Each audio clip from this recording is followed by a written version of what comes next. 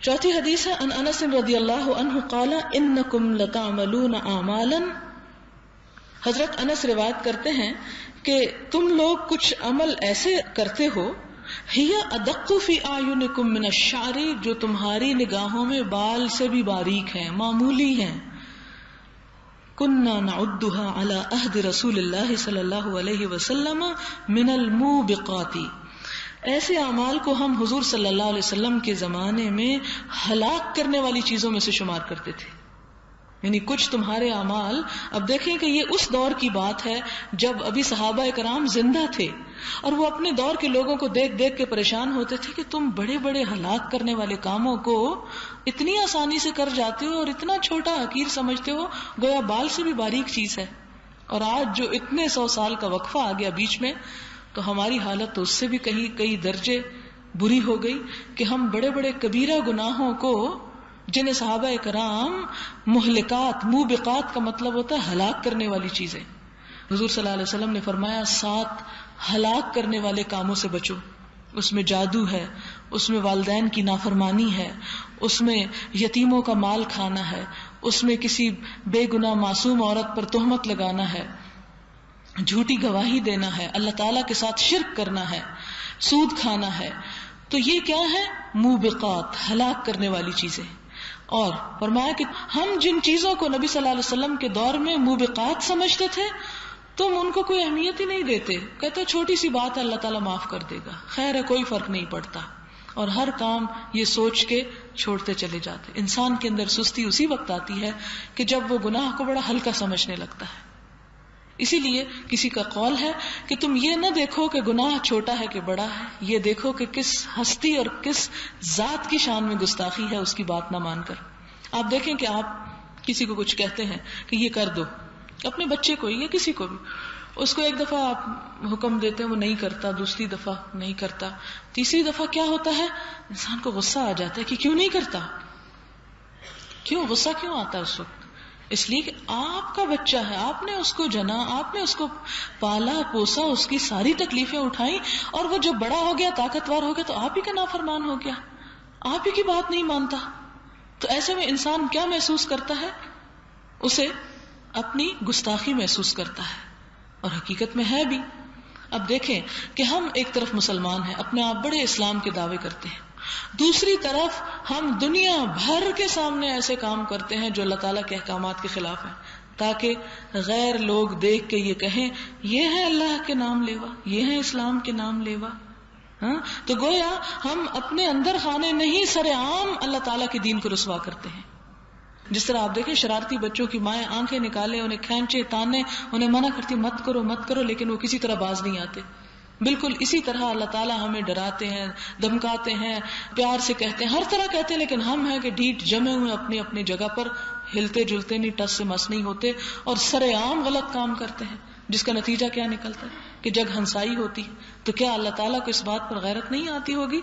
اگلی حدیث میں آپ اس بات کو سمجھیں.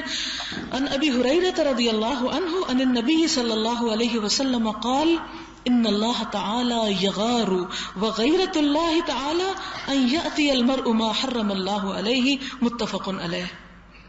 کہ بے شک اللہ تعالیٰ بھی غیرت کرتا ہے، اور اللہ تعالیٰ کی غیرت کیا ہے کہ انسان ان کاموں کا ارتکاب کرے جن کو اللہ نے حرام قرار دیا ہو.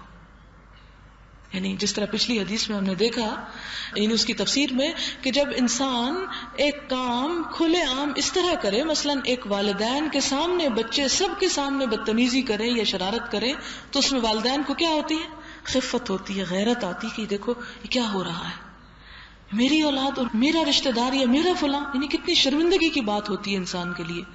اسی طرح اللہ تعالیٰ جنہیں اپنے بندے کہتا ہے، ہم اللہ والے ہیں نا، ہم کہتے ہیں کہ ہم خدا کے بندے ہیں، ہم تجھے مانتے ہیں، ہم تیرے دین کو مانتے ہیں، ہم تیری کتاب کو مانتے ہیں، ہم تیرے رسول کو مانتے ہیں، سب کچھ دعوے کر کے عمل میں کیا کرتے ہیں؟ ہر اس بات کی مخالفت کرتے ہیں جو کتاب اور رسول کہتا ہے.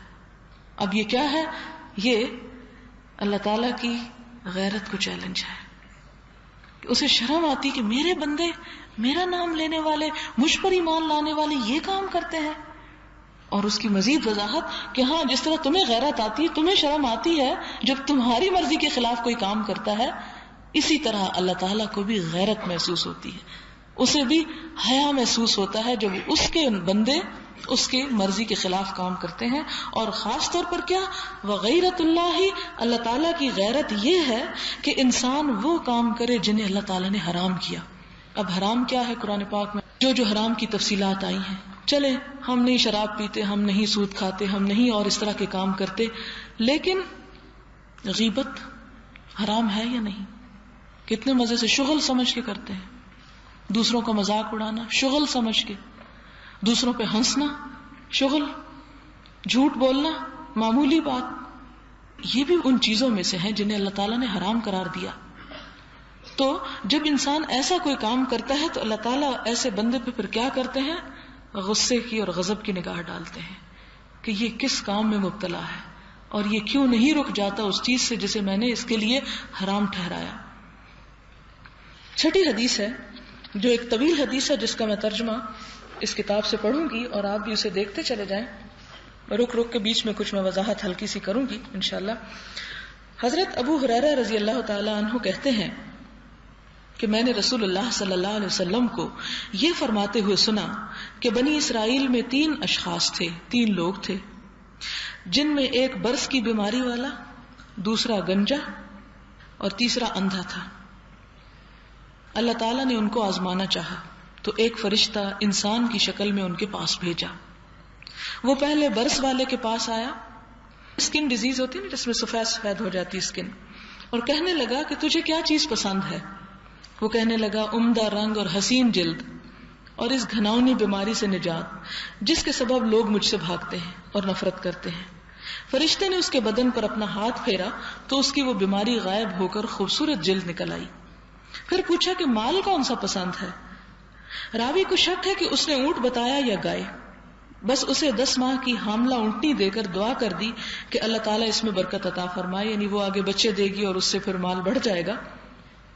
اس کے بعد فرشتہ گنجے کے پاس آیا اور پوچھا کہ تجھے کیا چیز پسند ہے؟ وہ کہنے لگا کہ ایک تو میرا گنج دور ہو جائے، نہیں میرے سر پہ بال آ جائیں جس کی وجہ سے لوگ مجھ سے نفرت کرتے ہیں، اور دوسرے خوبصورت بال. بس فرشتے نے اس کے سر پہ ہاتھ پھیرا تو اس کا گنج غائب ہو گیا اور خوبصورت بال نکل آئے. پھر فرشتے نے پوچھا مال میں سے کون سی چیز پسند ہے؟ تو کہنے لگا کہ گائے. تو اسے گابھن گائے دے کر، یعنی ایسی گائے جو بچہ دینے والی تھی، دعا دی کہ اللہ تعالیٰ تجھے اس میں برکت دے. اب وہ اندھے کے پاس آیا اور پوچھا کہ تو کیا چاہتا ہے؟ وہ کہنے لگا میں چاہتا ہوں اللہ تعالیٰ میری بینائی لوٹا دے تاکہ میں لوگوں کو دیکھ سکوں. فرشتے نے اس کی آنکھوں پر ہاتھ پھیرا تو اللہ تعالیٰ نے اس کی بصارت بحال فرما دی، یعنی نگاہ لوٹ آئی.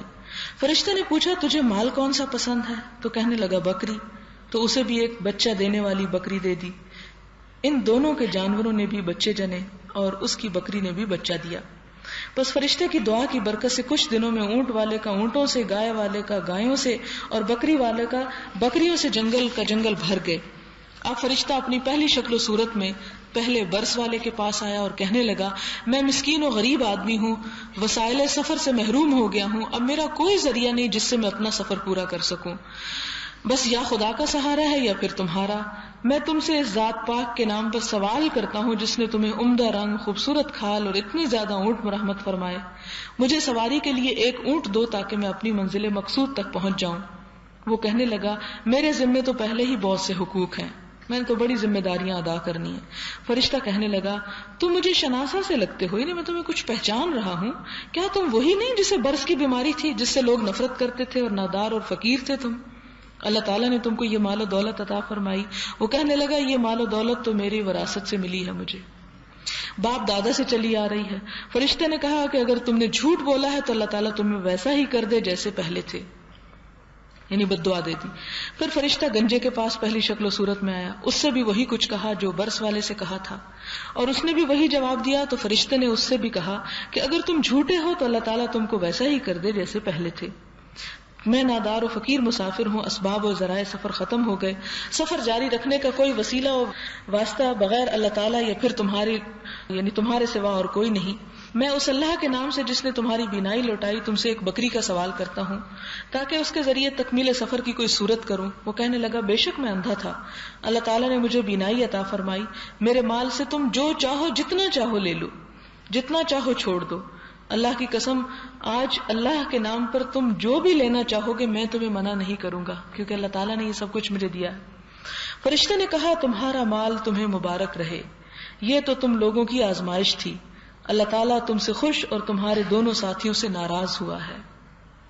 تو یہ حدیث ہے، بنی اسرائیل کی ایک روایت ہے، اور اس روایت میں جو ہمیں سبق ملتا ہے وہ یہ کہ انسان کو جو کچھ بھی خدا تعالیٰ نے نعمتیں دی ہیں وہ اس کے پاس ایک امانت ہے، اور جب ان نعمتوں کو اللہ تعالیٰ کی خوشی حاصل کرنے کے لیے، اس کی رضا حاصل کرنے کے لیے، اس کی دین کی خدمت کے لیے کوئی ضرورت پڑے تو فوراً انسان حاضر ہو جائے اور ان پر ریجھ نہ جائے، ان پر ڈپینڈ نہ کرے کہ یہ شاید ہمیشہ اس کے پاس رہیں گی، نہیں، اس لیے کہ جو خدا دیتا ہے وہ خدا لے بھی سکتا ہے۔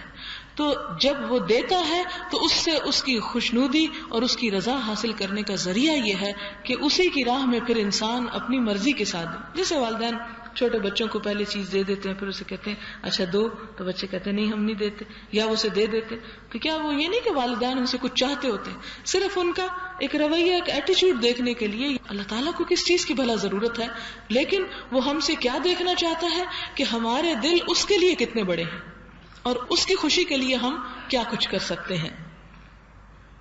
اگلی حدیث ہے ان ابی یعلی شداد بن اوس رضی اللہ عنہ ان النبی صلی اللہ علیہ وسلم قال الکیس من دان نفسه وعمل لما بعد الموت والعاجز من اتبع نفسه هواها وتمنى على الله رواہ الترمذی وقال حدیث حسن۔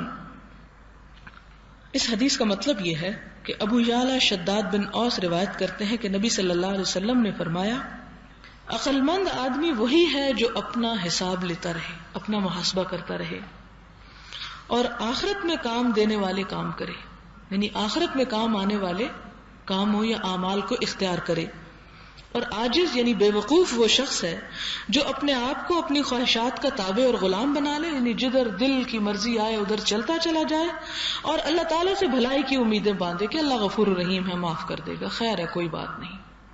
تو اب اس میں دو لوگوں کی مثال دی گئی، اور وہ دو لوگوں کی مثال کیا ہے کہ عقل مند کون ہے اور بے وقوف کون ہے۔ ہمارے ہاں عقل مند کون ہے؟